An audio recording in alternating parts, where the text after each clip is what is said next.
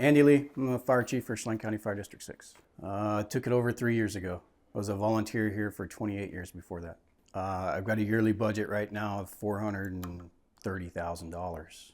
It's been that way since 1955.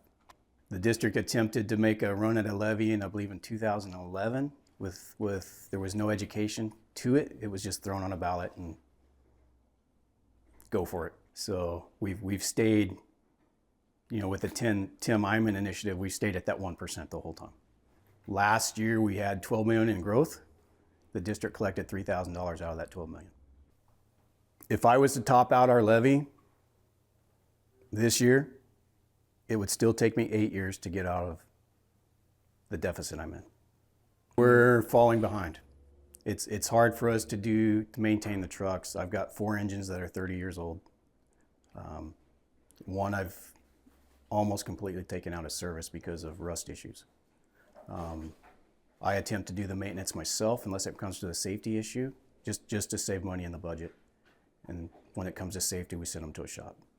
We respond from Monitor all the way up to mile marker 102, just before Leavenworth, and everything in between. We cover everything outside the city limits of Cashmere. Monitor, Shasta, and Dryden, Blue Pass.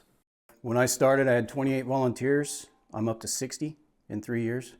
I'm the only paid employee. I have a part-time admin assistant that does 5 hours a week. Call volume goes up quite a bit. We were low last year for whatever reason, which is good on us, but it has been increasing every year. I believe in the last 5 years, there's 20-some% increase in call volume. Because of our situation, by law, we are not required to provide EMS services. By law, I have to provide adequate fire protection. And being EMS is 83% of our call volume, it takes up a third of my budget, which we don't charge for. That's money gone. So if our levy stays stagnant, that's somewhere we're looking at cutting.